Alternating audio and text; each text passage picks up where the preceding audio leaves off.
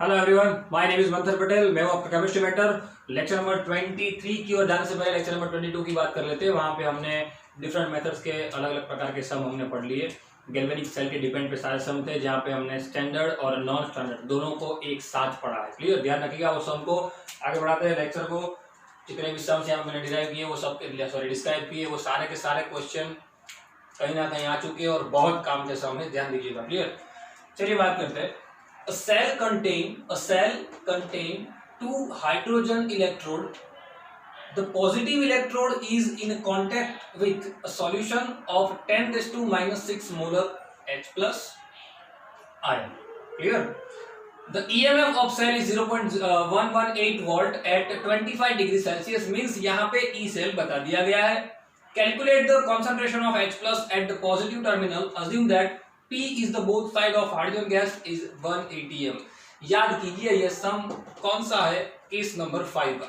Concentration cell with hydrogen electrode, क्योंकि यहीं से पता चल जाता है। देखिए, cell contain two hydrogen electrode, मतलब कि दोनों के दोनों एनोड सेम हो गए, यानी सॉल्यूशन दोनों सेम हो जाएंगे। प्लस दोनों के दोनों सेम होने के कारण, दोनों के दोनों हाइड्रोजन इलेक्ट्रोड होने के कारण वो कंडीशन हो जाएगी स्टैंडर्ड। क्योंकि हाइड्रोजन का जो इलेक्ट्रोड होता है वो तो किस में मेजर किया जाता है? स्टैंडर्ड कंडीशन में। यानी कि वहां पे हमें सब कुछ क्या लेना पड़ेगा? 1। और हाइड्रोजन इलेक्ट्रोड है यहाँ इसलिए, और वो गैसियस है इसलिए हम प्रेशर पे ध्यान देते हैं। यहाँ पे मेंशन किया हुआ है कि assume that P at the both side of hydrogen gas is 1 atmospheric। वो ना दिया हो तो भी समझ जाना है कि हाइड्रोजन इलेक्ट्रोड के ऊपर वो जो गैसियस है, वो प्रेशर है गैसियस का, वो क्या रहेगा? इक्वल रहेगा। इस बात को ध्यान दीजिएगा खास। ये ना दिया हो तो भी ये बात आपको समझ जाना है। कंडीशन स्टैंडर्ड वाली है। क्लियर? हमने इसका एक फॉर्मूला डिराइव किया था। फॉर्मूला याद कीजिए। फॉर्मूला पूरा हमने डिराइव किया था। E cell is equal to PH और POH वाला फॉर्मूला डिराइव किया था। याद है ना वो फॉर्मूला? बस वो फॉर्मूला आपको यहाँ पे ध्यान देना है। मिस्टेक ना हो उस बात का खास ख्याल रखना है। क्लियर? मिस्टेक ना हो उस बात का खास ध्यान रखना है। रेडी? चलिए आगे बढ़ाते हैं सम को। जो भी हमें डेटा दिया है सबसे पहले वो डेटा को समझ लीजिए। बताया गया है कि cell contain two hydrogen electrode. Means एक पॉजिटिव टर्मिनल पे जो इलेक्ट्रोड है वो नेगेटिव पे, वो दोनों पे जगह पे क्या है? हाइड्रोजन का इलेक्ट्रोड लगा हुआ है। Clear? Now contact with a solution of 10⁻⁻⁶ molar H plus ion. H plus ion की कॉन्सेंट्रेशन बताई गई है कितनी? 10⁻⁻⁶। कहां पे? नेगेटिव इलेक्ट्रोड पे। कहां पे? नेगेटिव इलेक्ट्रोड पे। याद कीजिए, नेगेटिव इलेक्ट्रोड मतलब कौन सा इलेक्ट्रोड? एनोड। क्लियर? यानी डेटा के अंदर बताया गया है कॉन्सेंट्रेशन ऑफ, ध्यान रखिएगा जो भी लिख रहा हूं, डेटा जो है वो खास ध्यान रखना है। Concentration of H plus ion at anode, है ना? नेगेटिव आयन देखिए बताया गया नेगेटिव इलेक्ट्रोड पे है। एनोड पे उसकी जो कॉन्सेंट्रेशन है वो कितनी बताई गई है? 10⁻⁻⁶ मोलर। कितनी बताई गई है? 10⁻⁻⁶ मोलर। क्लियर? दूसरा आगे बढ़ते हैं। The EMF of cell means E cell आपको बता दिया गया है। EMF of cell means E cell आपको बता दिया गया है। कितना है E cell? 0.118 volt at 25 degree centigrade. Means the standard condition के लिए जो टेम्परेचर चाहिए वो टेम्परेचर भी हमारे पास है। मैंने आपको बोला हुआ था मोस्ट केसेस के अंदर 298 केल्विन टेम्परेचर ही होता है। Now calculate the H plus at positive terminal. आपको कैलकुलेट क्या करना है? Concentration of H plus at positive terminal means cathode पे। कैथोड पे आपको H प्लस की कॉन्सेंट्रेशन ढूंढनी है और अज्यूम करना है कि P1 is equal to P2 is equal to 1 atmospheric. Means दोनों का जो स्टैंडर्ड कंडीशन के लिए प्रेशर होता है वो आपको एज्यूम करना है, और ना करना हो तो भी समझ में आना चाहिए। मैंने बताया पहले कि वो हाइड्रोजन इलेक्ट्रोड है इसलिए। क्लियर? चलिए इतना डेटा दिया हुआ है। डेटा दिया हुआ सबसे पहले देखिए H प्लस ऑफ एनोड 10⁻⁶ बताया गया है। हमारा इक्वेशन क्या था? इक्वेशन एक बार मैं बोल देता हूँ। E cell is equal to 0.059 bracket P of H means PH of anode minus PH of cathode. याद आया? log P1 by P2 where P1 at anode and P2 at cathode. याद कीजिएगा वो फॉर्मूला, खास मिस्टेक ना हो। बराबर? तो यहाँ पे हमें PH ऑफ एनोड तो दिया हुआ, माफ कीजिए H प्लस की कॉन्सेंट्रेशन एट एनोड दिया हुआ है, तो उसके ऊपर से PH ऑफ एनोड मिल जाएगा। पहले हम फॉर्मूला लिख देते हैं। चलिए, PH at anode is equal to minus log 10 the molar को मैं डायरेक्ट लिख रहा हूँ molar concentration of H plus at anode. आपको एक बार इक्वेशन लिखना है ऊपर pH equal to minus log 10 the molar concentration of H plus ion, उसके बाद आप ये अप्लाई कर सकते हो। चलिए माइनस log 10 H प्लस की कॉन्सेंट्रेशन बताएंगे ये कितनी है 10⁻⁻⁶। According to rule of log -6 आगे आ जाएगा, माइनस तो था ही, -6 आगे आया, कैलकुलेटिव टर्म 6 log 10 वो तो क्या हो जाता है 1 log 10 विद बेस 10 क्या हो जाता है 1, यानी हमें pH एट एनोड मिल गया। pH एट एनोड कितना मिल गया 6, pH एट एनोड हमें मिल गया बराबर 6। रेडी?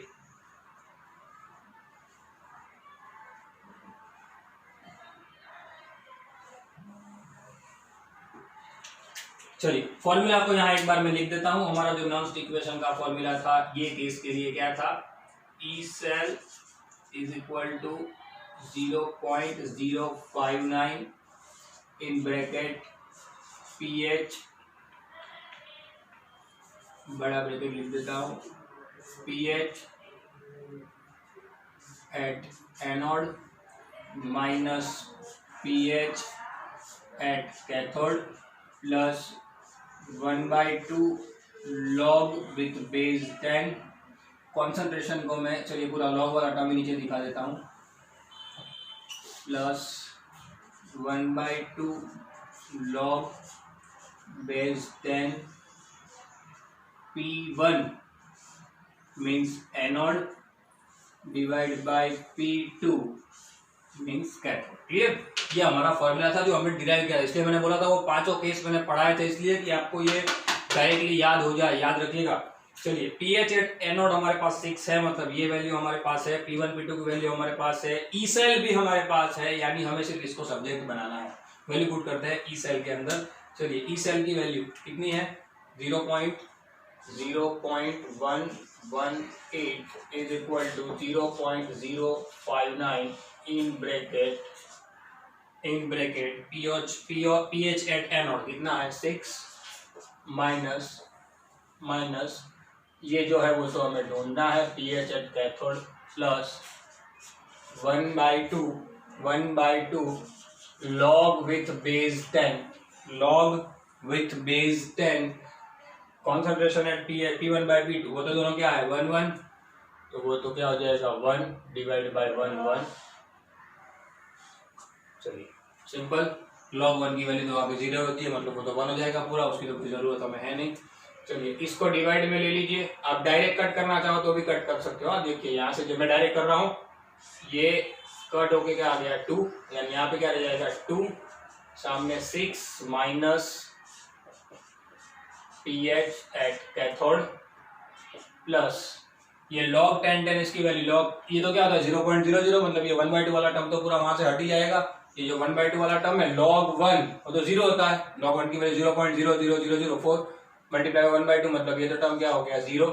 चलिए इसको यहाँ ले लीजिए, 2 को वहां पे ले लीजिए, मतलब क्या होगा pH at cathode is equal to 6 minus 2 4। चलिए कैथोड के साइड की pH मिली, लेकिन हमें pH नहीं ढूंढनी है, हमें क्या ढूंढना है कॉन्सेंट्रेशन ऑफ H प्लस। सीधी बात, pH मिला, कॉन्सेंट्रेशन तो अपने आप मिल जाएगी।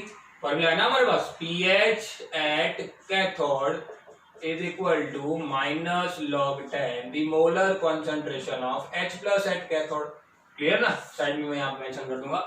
रेडी? समझ में आई बात? चलो वैल्यू पुट करनी है। ये कितना है pH हमारे पास 4 is equal to minus log 10 the molar concentration of H plus at cathode. Ready? चलिए पहले तो माइनस को सामने जाने दीजिए, यानी क्या हो जाएगा -4 इज इक्वल टू सामने क्या हो जाएगा log 10 the molar concentration of H plus at cathode. Ready? अब यहाँ पे दो तरीके होते हैं, बच्चे यहाँ पे कंफ्यूज हो जाते हैं बहुत। लॉग का मैं आपको एक सीधा रूल समझाता हूँ, कब? जब हमारे पास सामने कोई नंबर दिया हो, लॉग के इक्वल, मैं यहाँ पे दिखा देता हूँ सिर्फ, लॉग के इक्वल, जैसे कि हमारे पास यहाँ पे कोई भी टर्म है, व्हाटएवर टर्म, जैसे मेरे पास ई है, log e विद बेस 10, सामने कोई भी नंबर, जैसे कि यहाँ पे दिया है वही नंबर लेता हूँ 4। रेडी? तो ई बेस वाला हो चाहे लॉग या 10 बेस वाला हो, चलो पहले मैं ई बेस लेके आपको समझाता हूँ तो आपको समझ में आए नेचुरल लॉग। रेडी? जैसे कि log x बेस ई है। अगर मैं इस लॉग को सामने भेजता हूं, समझना, मैं इस लॉग को सामने भेजता हूं तो इसका जो बेस होता है वो बेस के पावर में ये नंबर चला जाता है। मतलब कि वैल्यू ऑफ एक्स अगर लॉग को सामने भेजा तो क्या आ जाता है e⁴। ये लॉग का एक सिंपल रूल है, बराबर, ये लॉग का एक सिंपल रूल है। 9th गुजरात बोर्ड के अंदर ये आ गया, लॉग का सिंपल रूल है ये, मैथमेटिक्स के अंदर चैप्टर था पूरा। Ready?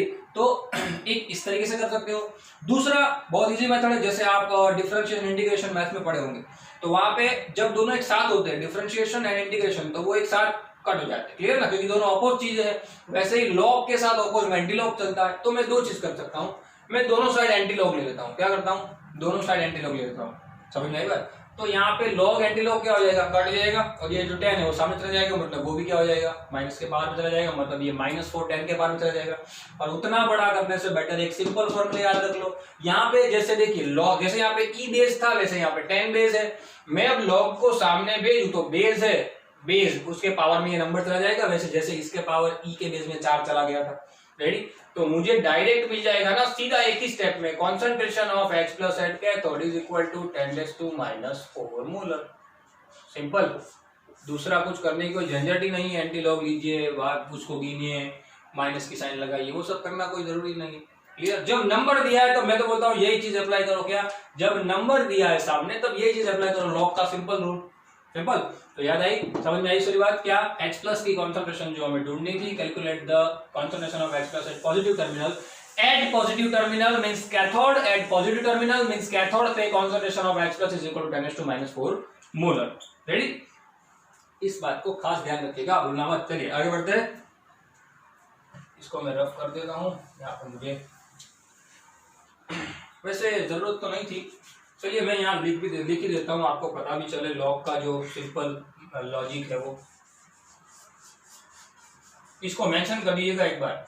If log ex is equal to suppose 5 और -5, then value of x is equal to, if log is equal to e raised to the number which placed at right side। Clear? The number है वो power में चला जाएगा base के, इस बात को याद रखिएगा। वैसा ही 10 बेस में भी होता है, वैसा भी क्या होता है, वैसा ही 10 बेस के अंदर भी होता है। जैसे कि log 10 जैसे यहाँ पे x इज इक्वल टू -4 हमारा जो था उसी की बात करते हैं, तो x इज इक्वल टू क्या हो जाएगा 10⁻⁻⁴। रेडी? क्योंकि log को सामने भेजा है, x की वैल्यू हमें ढूंढनी, बराबर। दोनों के लिए मैंने मेंशन कर दिया, याद रखिएगा। चलिए आगे बढ़ते हैं। SRP value of the three metal E, B and C are this and this respectively. The reducing power of this metal, इस मेटल का रिड्यूसिंग पावर अगले लेक्चर के अंदर कंसेप्ट बहुत ही अच्छी तरीके से याद रखवाया था आपको मैंने। क्या था वो कंसेप्ट, जरा याद कीजिए। वो कंसेप्ट है तो मैं यहाँ पे मेंशन कर देता हूँ ये तीनों को लाइन में, तो आपको पता चल जाए कि भाई मेरा जो A है, मेरा जो B है और C है, उनका जो SRP का वैल्यू है वो कितना है। A का है +5.0 volt, then -3.0 volt and then -1.2 volt. Video को पॉज करके पहले आप अपनी तरीके से आंसर बनाने की ट्राई कीजिएगा, फिर मैं जो आंसर बता रहा हूँ उसको आप लोग उसके साथ आपके आंसर के साथ मैच कर दीजिएगा। क्लियर? चलिए, ए की वैल्यू, बी की वैल्यू, सी की वैल्यू हमें बताई गई है। हमारा कंसेप्ट क्या कहता था, हमें बताया गया है find the reducing power of this metal. Reducing power को आपको क्या करना है, उसका जो यहाँ पे वे दिया हुआ है, चाहे वो यहाँ पे वो नहीं बताया गया कि इंक्रीजिंग डिक्रीजिंग ऑर्डर, क्योंकि वो तो ऑलरेडी मेंशन किया गया एमसीक्यू के अंदर, यहाँ पे बताया भी गया। क्लियर? ये आ गया है, ये एमसीक्यू जेडब्ल्यू में आ गया, ध्यान रखिएगा। क्लियर? बहुत इजी है लेकिन कॉन्सेप्चुअल है। Reducing power of this metal, इस मेटल का रिड्यूसिंग पावर बताइए। रिड्यूसिंग पावर, रिडक्शन किसका होता है, जो पूरी प्रोसेस में ऑक्साइड होते हैं। ऑक्साइड कौन होते हैं, जो आसानी से ऑक्साइड जिसके एसआरपी की वैल्यू कम होती है। मतलब सबसे जबरदस्त रिड्यूसिंग पावर किसका होगा, जिसकी एसआरपी सबसे कम, जिसकी एसआरपी सबसे कम। इन तीनों में सबसे कम एसआरपी किसकी दिखाई दे रही है आपको, सबसे कम एसआरपी किसकी दिखाई दे रही है, ये रहा बी। इसको मैं नंबर 1 दे देता हूं क्योंकि इसकी एसआरपी की वैल्यू सबसे कम है, मतलब इसका रिड्यूसिंग पावर सबसे ज्यादा है। उसके बाद आपको कौन दिखाई दे रहा है, उसके बाद ये रहा सी, और उसके बाद कौन दिखाई दे रहा है, ये रहा ए। यानी कि बिगेस्ट यानी highest reducing nature of B, then C, then A, means B greater than, B का सबसे ज्यादा है, B greater than C greater than A, यानी कि ए का सबसे कम कहां पे है, B greater than C, B greater than C greater than A, यानी ए आपका आंसर बनेगा, B greater than C greater than A. Simple आपको दिख ही रहा है, कॉन्सेप्ट वाइज जाना है। मैंने आपको अगले लेक्चर में बताया था, मैंने एक सम ऐसा करवाया है अगले लेक्चर में, क्लियर। तो यही वो सम है, याद रखिएगा, रिड्यूसिंग नेचर वाला सम है। आपको कोई भी बता दे, किसी भी प्रकार का बता दे, आपके इवन एनसीईआरटी के अंदर भी शायद ये सम है। याद रखिएगा कि आपको रिड्यूसिंग पावर का अगर ढूंढना है, रिड्यूसिंग पावर का इंक्रीजिंग या डिक्रीजिंग ऑर्डर, तो आपको पता होना चाहिए कि एसआरपी की वैल्यू जिसकी कम वो जबरदस्त रिड्यूसिंग नेचर रखता है, क्लियर, याद रखिएगा। नाउ लास्ट, ये तो आपने किया हुआ है, लेकिन मैंने यहाँ पे मेंशन इसलिए कर दिया क्योंकि आपको पता चले, कोई सम छूट ना जाए। इसका एक लाइव एग्जांपल बाकी रह गया था, फाइंड ई सेल फॉर, हाँ इसमें एक ट्विस्ट है थोड़ा। ट्विस्ट मींस एक डेटा जो है वो यहाँ पे इनकम्प्लीट है, और वो डेटा अगर इनकम्प्लीट है तो भी आपको वो सम गिनना पड़ेगा, क्योंकि मैंने आपको याद रखवाया था और कहा था कि आपको Daniell cell, specially Daniell cell के लिए जिंक की एसआरपी की वैल्यू और स्टैंडर्ड एसआरपी की, स्टैंडर्ड रिडक्शन पोटेंशियल की वैल्यू और कॉपर की एसआरपी की वैल्यू, दोनों वैल्यू आपको याद रख लेनी है, क्लियर ना। मैंने आपको बताया था, तो यहाँ वो चीज बताई नहीं है, बस आपको वो कैलकुलेट करना है। बाकी तो आपने ये पढ़ा हुआ है, केस 1 है, दिख रहा है ना, ZF से कॉपर बन रहा है, दोनों का चार्ज सेम है, केस 1 है, डायरेक्ट इंप्लीमेंट करेंगे, क्लियर। कॉन्सेंट्रेशन, ये लिखने से पहले मैं इसको प्रॉपरली रिप्रेजेंट कर देता हूं। पहले जो हमारा सेल था उसको रिप्रेजेंट करने की method negative, Zn2 Zn+2 galvanic cell का रिप्रेजेंटेशन है, Cu+2 to Cu, क्लियर ना। यहाँ पे जो हमारा जिंक है वो सॉलिड स्टेट में आता था, कॉपर जो है वो भी सॉलिड स्टेट में आता था। यहाँ पे Zn+2 की कॉन्सेंट्रेशन है बताई गई है, Zn+2 की कॉन्सेंट्रेशन बताई गई है 0.01 मोलर, एंड कॉपर की कॉन्सेंट्रेशन बताई गई है 0.1 मोलर। कॉपर की कॉन्सेंट्रेशन कितनी है, 0.1 मोलर, क्लियर। कॉपर की जो कॉन्सेंट्रेशन है वो कितनी है, 0.1 मोलर, याद रखिएगा। टेम्परेचर आपको बताया गया है 298 kelvin. If temperature is 298 kelvin but concentration different, then it is the calculation for non-standard electrode potential। for non-standard electrode potential के लिए आपको यहाँ पे बात करनी है, इस बात का खास ध्यान रखिएगा, मिस्टेक ना हो। रेडी, चलिए यहाँ पे मैंने बताया था कि आपको जो वैल्यू है इनोड सेल की वो नहीं दी गई है, क्योंकि एसआरपी ऑफ कैथोड और एसआरपी ऑफ एनोड की वैल्यू अगर ना दी गई हो डैनियल सेल के लिए, तो आपको वो चीज मगअप कर लेनी थी, याद कर लेनी थी। मैं यहाँ पे मेंशन कर दे रहा हूँ, E naught of Zn+2 to Zn is equal to minus 0.76 volt, and E naught of Cu+2 to Cu is equal to 0.34 volt, जो कि पॉजिटिव था। रेडी, ये दोनों आपको याद कर लेनी थी। नस्ट इक्वेशन के लिए इसकी जरूरत पड़ती है। हमारा नस्ट इक्वेशन क्या कहता है, E cell is equal to E naught cell। तीन चीजों की जरूरत पड़ती है, मैं इक्वेशन लिखने से पहले वो तीन चीजें यहाँ पे कैलकुलेट करता हूँ, क्योंकि आप लोग अब तो जानते हो सारी बातें, इसलिए बराबर। सो ई नॉट सेल पहले जरूरत पड़ती है, ई नॉट सेल की। E not cell is equal to E naught reduction of cathode. Cathode पे कौन है, ये रहा, कैथोड पे दिख रहा है ना, ये रहा। E naught reduction of cathode Cu+2 to Cu minus E naught reduction of anode, कौन है anode, Zn+2 to Zn। Ready, इसकी वैल्यू बताई गई है 0.34, माइनस माइनस प्लस कर दे रहा हूं डायरेक्ट, 0.76 यानी 1.10 वोल्ट। चलिए ई नॉट सेल की वैल्यू मिल गई, बराबर। ई नॉट सेल की वैल्यू यहाँ पे कैलकुलेट हो गई। एन की वैल्यू सीधा लिखना है, अब मैं यहाँ पे इक्वेशन नहीं लिख के बताऊंगा, क्योंकि चार्ज सेम है ना, चार्ज सेम है। चलिए देखिए +2 चार्ज है, मतलब एन की वैल्यू डायरेक्ट मिल जाएगी, n is equal to 2। Ready, Q को तो हम डायरेक्ट इक्वेशन में दिखा सकते हैं, मैं नम्स इक्वेशन लिख रहा हूँ, ध्यान दीजिएगा। E cell is equal to E naught cell minus 0.059 divided by n into log 10 the reaction coefficient Q। चलिए E cell की वैल्यू कैलकुलेट करनी है, वैल्यू पुट करते हैं। E naught सेल की वैल्यू मेरे पास है 1.10 minus 0.059 divide by 2 log 10। Q means the concentration of product, Cu+2 मैं डायरेक्ट कॉन्सेंट्रेशन लिख रहा हूँ अब, ठीक है। यहाँ पे मैं डायरेक्ट कॉन्सेंट्रेशन पुट कर रहा हूँ, ध्यान दीजिएगा। कितना है 0.1 आपको पहले लिखना है, Cu+2 नीचे लिखना है Zn+2 0.01। चलिए 1.1 minus 0.0592 volt divide by 2 log 10। देखिए यहाँ पे ध्यान दीजिएगा, 1 डिवाइड बाई 10, इसको साइड में मैं कैलकुलेट करता हूँ पहले। 1 डिवाइड बाई 10, मैथ्स वाले उसको डायरेक्ट हो जाएगा, बायो वाले के लिए सभी डिवाइड बाई 100, एक एक जीरो कट, डिवाइड का डिवाइड, 10 ऊपर, यानी कि 10 क्या आ जाएगा, ऊपर आ जाएगा, 10 ऊपर आ जाएगा ना, तो यहाँ पे क्या हो जाएगा log 10 और आंसर क्या रहेगा 10, मतलब ये log 10 10 क्या हो गया 1, यानी 1.1 माइनस 2 से डिवाइड करो 0.295, जो भी इसका आंसर निकलता है वो हमारा होगा ई सेल। क्या होगा ई सेल। ये आंसर जो है वो आप पे छोड़ रहा हूँ, आप लोग आंसर निकाल दीजिएगा, टाइम वेस्ट नहीं करेंगे। उसके अंदर जो भी वैल्यू मिलेगी वो वोल्टेज के अंदर मिलेगी, यूनिट खास भूलना मत। रेडी। यहाँ पे मैंने मेंशन कर दिया है 3 अलग अलग प्रकार के सम है, वो आप एक बार इसी तरीके से देख लीजिए, उसको लिख लीजिए और समझ लीजिए, ये कि इसको खास ध्यान दीजिएगा। क्लियर। फटाफट से इसका स्क्रीनशॉट ले लीजिए, उसके बाद सम को आगे बढ़ाते हैं। चलिए गाइस आगे बढ़ते हैं। The inert cell involving the cell reduction with n is equal to 2 and directly बता दिया गया। देखिए inert cell involving the cell reduction with n is equal to 2 is found to be 0.295 volt. देखिए थोड़ा word को समझना है और कुछ नहीं है। inert cell की वैल्यू बता दी गई। inert cell involving the cell reduction with n is equal to 2 is found to be 0.295। Simple.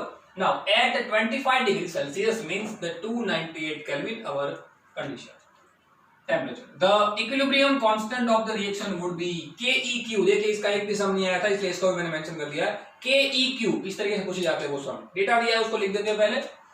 n is equal to 2, n is equal to 2, then found to be 0.05 and क्या दूसरा दिया गया है inert cell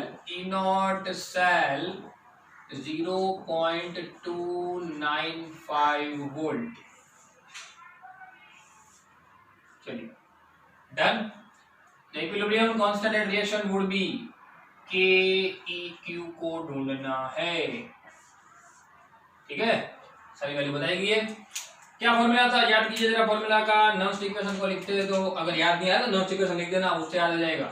Nernst equation क्या था हमारा, E cell is equal to E naught cell जो zero था। इनॉट सेल की वैल्यू याद कीजिए, जो इनॉट सेल की वैल्यू थी वो इनॉट सेल की वैल्यू क्या रहेगी जीरो। याद रखिएगा मैंने आपको बताया हुआ है इनॉट सेल की वैल्यू रहेगी जीरो। किसके लिए, हमारे ये सेल माफ कीजिए इनॉट सेल की वैल्यू जीरो नहीं है, इनॉट सेल की वैल्यू तो बताई गई है। हमारी ई सेल की वैल्यू जीरो रहेगी। क्यों, क्योंकि उस वक्त वो जो सेल है वो सेल क्या हो जाएगा बंद। क्या हो जाएगा, सेल बंद हो जाएगा ना। सेल बंद हो जाएगा तो कैपेसिटी रहेगी नहीं, पोटेंशियल रहेगा नहीं, मतलब ई सेल की वैल्यू क्या हो जाएगी zero.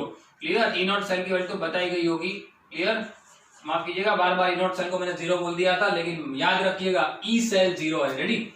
E cell minus 0.059 volt divide by n log with base 10 log with base 10। Q को मैं अब क्या कह दूंगा, मैं डायरेक्ट लिख रहा हूं। Q को क्या कह दूंगा, KEQ। क्या कह दूंगा, KEQ, क्योंकि हमारी कंडीशन के अंदर जो Q है वो क्या हो जाता है KEQ हो जाता है। क्या हो जाता है KEQ। रेडी। चलिए ई सेल की वैल्यू हमारे पास है कितनी है, जीरो। इनॉट सेल की वैल्यू भी हमारे पास है, ये रही 0.295 माइनस 0.059 डिवाइड बाय n की वैल्यू कितनी है 2 log विथ बेस 10 KEQ को तो हमें ढूंढना है। बराबर। चलिए दोनों में से एक चीज कर सकते हैं, मैंने आपको सिखाया था, इसको इस तरफ ले लीजिए, माइनस हो जाएगा, माइनस माइनस सामने कट हो जाएगा। 0.295 is equal to 0.059 volt divide by 2, minus minus cut हो गया सामने। ऐसा समझिए, इसको यहाँ ले लिया हमने log विथ बेस 10 के इक्विलिब्रियम। रेडी। 2 को सामने मल्टीपल कीजिए, दो तरीके से हो सकता है। देखिए यहाँ पे 295 बताया गया है, पहले तो 295 बताया गया है। देखिए यहाँ पे 0.0592 बताया गया है, मतलब डिवाइड बाय 1000 वैसे भी कट हो जा रहा है। क्लियर ना। सिर्फ आपको इसे कैलकुलेट करना है। क्या करना है, कैलकुलेट, यानी 2 को यहाँ पे लीजिए, इसको डिवाइड में लीजिए। रेडी। क्या होगा 0.295 इंटू 2 1 डिवाइड बाय 0.059। रेडी। देखिए समझाता हूँ, कैलकुलेशन बहुत इजी है। log base 10 KEQ। देखिएगा यहाँ पे 0.1000 डिवाइड बाय 1000 हट गया। इससे जब 59 से इसको कट करोगे तो वो आएगा कितना, 5 का। कितना आएगा, 5 का। याद रख कितना आएगा, 5 का। 5 का क्या हो जाएगा सीधा 10, यानी कैलकुलेशन हो गया 10। Ready. tan is equal to log with base tan k e q, ये याद रखिएगा, tan is equal to log tan k e q। अब ये वैल्यू आई तो मैंने यहाँ पे आपको एक चीज सिखाई थी अभी अगले थोड़ी देर पहले ही, क्या कि log को इस तरह को इसके पावर में चला जाता है, नंबर जो होता है वो, मतलब कि k e q की वैल्यू क्या हो जाएगी 10⁻10 means the equilibrium constant k e q is equal to 1000 which is unitless। आप लोग जानते हो इक्विलिब्रियम में पड़े हुए हो, रेडी। सो k e q की वैल्यू हमें मिल गई 1000, माफ कीजिए 100। क्लियर, इतनी इजी कैलकुलेशन है, सम्स भी इतने इजी होते हैं। अब सोचिए, थोड़ा बैक जाइए, आपने वो केस पढ़े ही नहीं है, या पढ़े तो इतना डिटेल में या प्रॉपर नहीं पढ़ा है कि इस तरीके से उसको बाइफरेट भी किया गया था, ऐसे ही ऐसे तैसे सब पढ़ लिया, फिर ऐसा सम आपके सामने आएगा तो आप तो सोचोगे कि ये इक्विलिब्रियम कांस्टेंट तो कहाँ, इसमें इक्विलिब्रियम डाल दिया। सब कुछ इजी है, देखिए 3 से 4 स्टेप भी मैंने वो भी खींचे हैं थोड़े स्टेप, तो ये खत्म करने के लिए जगह, ठीक है, पर 2-3 स्टेप में हो जाता है ये तो ये क्यों, क्योंकि आपको इक्वेशन याद है, आपको पता है ई सेल 0 है, वैल्यू दी हुई होती है, क्योंकि जगह पे के क्यों लिखना है, तो सारी चीजों को स्टेप बाय स्टेप कीजिए। इलेक्ट्रोकेमिस्ट्री नहीं, पूरा केमिस्ट्री का पोर्शन है वो इजी हो जाएगा आपके लिए। क्लियर, याद रखिएगा।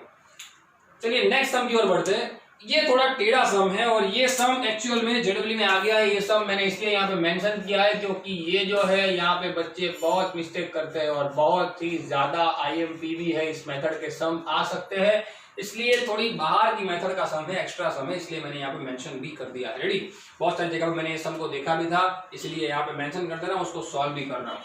अब यहाँ पे एक्चुअल में जो डेटा दिया है वो डेटा को पहले समझिए। बताया गया है E0 Fe+2 Fe, एक आयरन का जो रिडक्शन पोटेंशियल है वो बताया गया है x1 है। यहाँ पे एक्चुअल में ऑप्शन थे, जेडब्ल्यू का क्वेश्चन था, 4 ऑप्शन थे, मैंने ऑप्शन नहीं लिखे, मैं डायरेक्ट इसका आंसर निकालूंगा। E0 Fe+3, माफ कीजिए, E0 Fe+3 Fe, एक और रिडक्शन पोटेंशियल बताया गया है, वो है x2। बट दोनों के लिए जो n की वैल्यू है वो डिफरेंट है, वहां पे n2 है, यानी कि चार्ज +2 है, यहाँ पे चार्ज +3 है, बराबर। Then find the third cell E0 Fe+3 to Fe+2। Question को जरा समझिएगा, क्लियर, और कुछ डेटा नहीं दिया, सिर्फ इतना सा दिया। यहाँ पे सबसे पहले वीडियो को पॉज कीजिए और आप अपने हिसाब से क्या करो, चालू करो। क्लियर, क्या करो, चालू। यहां से शुरुआत क्या होती है, आप लोग क्या शुरू कर देते हो, E0 cell is equal to reduction of E0 reduction of cathode minus reduction of anode, इन दोनों को रिड्यूस कर दिया, आंसर डालोगे सीधा x2 माइनस x1 या x1 माइनस x2, जो इसका पहला ही ऑप्शन था ए, और वो टिक हो जाने से सीधे 4+1 5 मार्क्स उड़ जाते, बराबर। ऐसी मिस्टेक ना हो इसीलिए मैंने ये सम यहाँ पे लिया हुआ है। आपको थर्ड सेल ढूंढने को कहा गया है, आपको E0 सेल नहीं ढूंढने को कहा गया है, आपको E0 सेल ढूंढना है, लेकिन तीसरे सेल का, इन दोनों का तो उसके साथ कोई लेन देन है ही नहीं। हाँ, इन दोनों से वो बना जरूर है, क्योंकि हमें देखिए Fe+3 और Fe+2 का सिर्फ डिफरेंस ही रखना है, बराबर, और कुछ करना नहीं। यहाँ पे आप लोग खास ध्यान दीजिएगा, मैं यहाँ पे मेंशन भी कर रहा हूं कि जब भी कभी कोई एक सेल का E0 सेल दिया जाए, कोई दूसरे सेल का E0 सेल दिया जाए और कहा जाए कि तीसरे सेल का E0 सेल ढूंढो, मेंशन करना, सारी बातों को लिखना। एक सेल का E0 सेल दिया जाए, दूसरे सेल का भी E0 सेल दिया जाए और कहा जाए कि तीसरे सेल का E0 सेल ढूंढो, तब आप लोग यूज करोगे, कौन सी चीज यूज करोगे, must use the formula of delta G is equal to minus NF E cell, और अगर स्टैंडर्ड कंडीशन है तो E0 सेल। समझ में आई बात? इस फॉर्मूला का यूज करना है यहाँ पे। सोचा भी नहीं होगा ना आप लोगों ने, ये फॉर्मूला भी यूज में आ सकता है, फॉर्मूला डिराइवेशन किया ही यूज में आने के लिए है, बराबर। खास ध्यान दीजिएगा कर क्या रहा हूं, बराबर, बाकी तो इजी है, सम के अंदर कुछ है नहीं। चलिए यही समझना था, delta G0 is equal to minus NF E cell. अब इसको जैसे मैं 1 कहता हूं, इसको जैसे मैं 2 कहता हूं, और ये जो ढूंढना है उसको मैं 3 कहता हूं। जैसे यहाँ पे x1, यहाँ पे x2, वैसे मैं इसकी कॉन्सेंट्रेशन, सपोज, माफ कीजिए, इसका जो रिडक्शन पोटेंशियल है वो मैं एज्यूम करता हूं, suppose let E0 cell of Fe+3 to Fe+2 is equal to suppose x, क्या है, x अलग ले लिया क्योंकि उसको तो हमें कैलकुलेट करना है, इसलिए। अब चलिए पहला मैं लिख रहा हूं, ध्यान दीजिएगा खास, फर्स्ट फॉर केस 1, पहला केस जो मैंने इसलिए नंबर दिया हुआ है वो केस पे ध्यान दीजिएगा। क्लियर, पहला केस देखिए क्या है, E0 Fe+2 2Fe is equal to x1। इसका इक्वेशन जरा लिख के बताइए, इसका इक्वेशन क्या होगा? Fe प्लस 2 ने 2 इलेक्ट्रॉन गेन किए और कन्वर्ट हो गया, Fe में रिडक्शन दिख रहा है आपको, बराबर, ये इसका इक्वेशन हो जाएगा। खास ध्यान दीजिएगा। अब इसके लिए मैं अगर ये फॉर्मूला इंप्लीमेंट में लाता हूं, ये फॉर्मूला अगर मैं अप्लाई करता हूं, किसके लिए? केस 1, तीनों के लिए आपको ये अप्लाई करना है। मैं फिलहाल केस 1 के लिए ये फॉर्मूला अप्लाई कर रहा हूं। केस 1 के लिए क्या बनेगा देखिए, डेल्टा G01, G1 कहता हूं मैं, फर्स्ट केस है इसलिए उसको G1 कहता हूं, माइनस NF इनॉट सेल। इनॉट सेल की वैल्यू तो है मेरे पास x1, इनॉट सेल ऑफ केस 1 कहता हूं, इसलिए बाहर ब्रैकेट में मैं 1 लिख रहा हूं, बराबर, क्योंकि n और f उसकी वैल्यू तो डिपेंड ऑन क्वेश्चन चेंज होती रहती है, तो वहां पे तो 1 2 लिखने की जरूरत नहीं है। ये तो फैराडे है, वो तो फिक्स रहता है, n की value depends on charge change होती रहती है। चलिए वैल्यू मैंने यहाँ पर लिख दी, delta G1, delta value put करता हूं, delta G01 is equal to minus n की वैल्यू कितनी है? n देखिए, n की वैल्यू फर्स्ट केस के लिए 2 माइनस 2, फैराडे की वैल्यू एज इट इज रखिए फिलहाल, ठीक, रूल करने की जरूरत नहीं है, कर दो तो भी कोई जरूरत नहीं, आगे जाके वो करती होने वाला है। इनॉट सेल पहले के लिए कितना है? फर्स्ट केस के लिए इनॉट सेल है x1, क्या है? x1। इसको मैं नंबर देता हूं इक्वेशन नंबर 4, बस ये ध्यान रखना, इक्वेशन नंबर 4, डेल्टा 1 की वैल्यू मिली। अब फॉर केस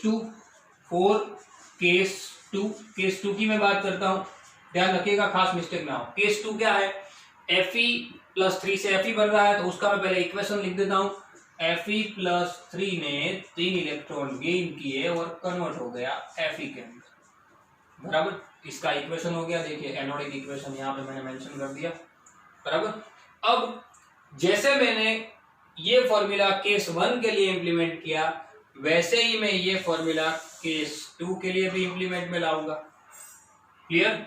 चलिए इंप्लीमेंट लाता हूं, del G02 is equal to minus NF into E naught cell of value 2, E naught cell of value 2, clear? याद रखिएगा, खास मिस्टेक ना हो, इनॉट सेल ऑफ वैल्यू 2, बराबर। चलिए डेल G2 की वैल्यू ढूंढनी है, माइनस n। चलिए सेकंड केस के लिए n की वैल्यू कितना है? Charge 3, minus 3 f as it is, और इसकी वैल्यू तो हमें बताई गई है, कितनी है? x2। चलिए इसको नंबर दे दीजिए इक्वेशन नंबर 5, क्या दे दीजिए? इक्वेशन नंबर 5, ये खास ध्यान रखना, इक्वेशन नंबर 4, इक्वेशन नंबर 5, दोनों के लिए मैंने डेल 1 और डेल 2 ढूंढ लिए। केस 3 के लिए मैंने उसको, सॉरी, जो हमें ढूंढना है थर्ड सेल के लिए, उसको मैंने तीसरा नाम दिया है केस 3, वहां पे मैं केस 3 लिख दे रहा हूं, for case number 3।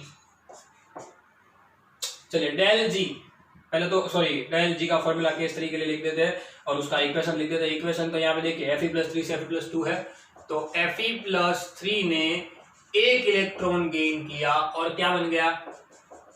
Fe plus 2, वो तो दिख ही रहा है। Fe प्लस 3 वैसे Fe प्लस 2 कब बनता है? जब 1 इलेक्ट्रॉन गेन होता है। अब उसके लिए हम डेल जी की वैल्यू लिख देते हैं, डेल जी का फॉर्मूला हमारे पास है, del G delta G03 minus NF E not cell for case 3।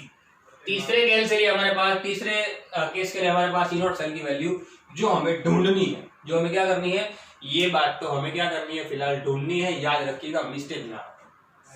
चलिए क्लियर, वैल्यू जो हमने एज्यूम की है उसको आप पुट भी कर सकते हो। चलिए पुट कर देता हूं, उसके बाद में ब्रैकेट बनाता हूं, मैं पुट कर देता हूं यहाँ पे उस वैल्यू को, डेल G03 माइनस NF, उसके लिए n की वैल्यू कितनी है? 1, उसके लिए n की वैल्यू 1 है ना, इलेक्ट्रॉन 1 है, देखिए प्लस 3 से प्लस 2 एक इलेक्ट्रॉन लूज हो रहा है, 1 into F into x, clear.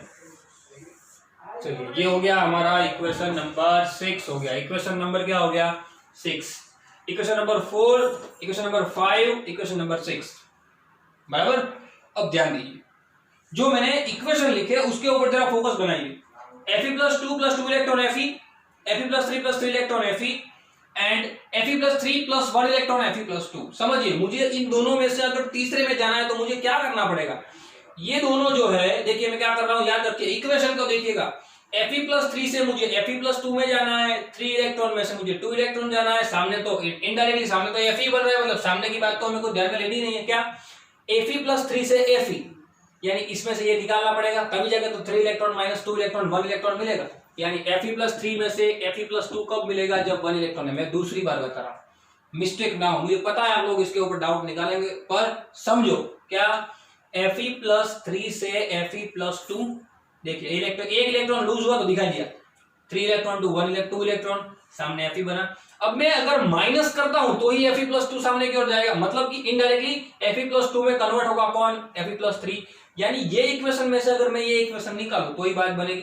तो जो मैं इस इक्वेशन यानी कि ये माइनस ये करूंगा, सेम थिंग मैं कर सकता हूं, उनके लिए जो डेल जी की वैल्यू है उसको मैं सब्ट्रैक्ट कर देता हूं। ये बात मैंने आपको समझाई, बराबर। एक्चुअल में आप लोग इसको मगअप भी कर सकते हो, क्या डेल G2 में से सीधा डेल G1 भी बना सकते हो अपने हिसाब से। डेल G2 में से डेल G1 भी बना सकते हो, डेल G2 - डेल G1 सीधा मिलेगा डेल G3। क्यों, क्योंकि यहाँ पे x2 - x1 जो वैल्यू आपको बताई गई है वो Fe+2 से Fe, Fe+3 से Fe और Fe+3 में से Fe+2 है, इसलिए बराबर। चलिए क्या करते हैं, equation number 5 minus equation number 4 करते हैं। रेडी, क्या equation number 5 minus equation number 4, इसमें से ये बात निकाल देते हैं तो मुझे वो क्या दे देगा, सीधा मिल जाएगा। क्या मिलेगा, इक्वेशन नंबर 6 मिलेगा, बराबर। याद रखिएगा, मिस्टेक ना हो, क्या मिस्टेक ना हो खास। 5 में से 4 निकालूंगा तब जाकर तो मुझे इक्वेशन 6 मिलेगा। चलिए वैल्यू डाल देता हूँ, इसकी वैल्यू 5 इक्वेशन, पहले LHS लिख देता हूँ, उसके बाद RHS लिख रहा हूँ। ध्यान दीजिए, पहले LHS लिख रहा हूँ, del G02 sorry minus del G01 is equal to del G03। Ready, पहले मैंने लिख दिया, उसकी RHS की वैल्यू लिख देते, क्या है -3f(x2) minus in bracket G1 की value -2f in bracket x1, del G0 की वैल्यू -f × x। चलिए सिंपल, यहां से देखिए क्या कॉमन आ सकता है, -f कॉमन ले लेता हूं। क्या कॉमन लेता हूं, -f, यानी माइनस भी कॉमन ले लिया और f भी कॉमन ले लिया। मैथमेटिकल टर्म है, याद रखिएगा, बायोलॉजी वाले खास ध्यान दीजिए। f कॉमन क्या होगा, 3, माइनस कॉमन आ गया है इसलिए 3, माइनस तो होगा नहीं, 3x2 माइनस तो जरूर रहेगा क्योंकि इस ब्रैकेट से माइनस निकला है, 2x1 सामने -fx तो था ही, minus minus cut, f cut, यानी कि x इज इक्वल टू क्या मिल गया, 3x2 - 2x1। ये हमारा आंसर था, जो ऑप्शन नंबर सी था, इसका ऑप्शन सी ऐसा था, 3x2 - 2x1। रेडी, इस तरीके से इसको डिराइव किया गया था और इस तरीके से उसको डिराइव भी करते हैं, याद रखिए, बराबर। ध्यान रखिएगा खास, इसकी शॉर्ट ट्रिक भी आप बना सकते हो अपने हिसाब से। देखिए आपको दिख रहा है 2 और x1 है, 3 और x2 है, आपको ढूंढना है 322 ढूंढना है ना, 322 मीन्स 3x2 - 2x1 आ गया। शॉर्ट ट्रिक एकदम छोटी सी, क्या 3x2 - 2x1, ये तो मैंने बनाई हुई है क्योंकि मैंने ये चीज पढ़ी हुई है। आप लोग अपने हिसाब से शॉर्ट ट्रिक बना सकते हो जब आपको सेल अलग अलग दिए हो तब, ठीक है। याद रखिएगा, मैंने आपको सारी शॉर्ट ट्रिक बता दी, बराबर। अच्छी तरीके से सारी चीजों को मगअप कीजिएगा। माफ कीजिए, याद रखिएगा, मैंने इस चीजों को यहाँ पे जितने भी प्रकार से पूछे जाने की पॉसिबिलिटी थी वो सारी पॉसिबिलिटी मैंने यहाँ पे मेंशन कर दी है, क्लियर।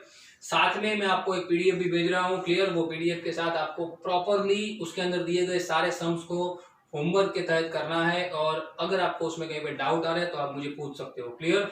यहाँ पे हमने 2 लीड टॉपिक खत्म कर दिए विद सम, उसके जो न्यूमेरिकल पोर्शन है वो भी हमने खत्म कर दिए है, electrolytic cell and galvanic cell, clear. अब जो नेक्स्ट हमारा टॉपिक होने वाला है वो होने वाला है कंडक्शन। कंडक्शन पे खास ध्यान दीजिएगा क्योंकि वो भी थ्योरेटिकल टॉपिक है, और थ्योरेटिकल टॉपिक को समझने में और उसको लिखने में आप लोग बहुत मिस्टेक करते हो। खास ध्यान दीजिएगा उसको लिखा किस तरीके से जाएगा और हमें उसको पढ़ रहा किस तरीके से, बराबर। मिलते हैं अगले लेक्चर के अंदर, तब तक थैंक्स अ लॉट।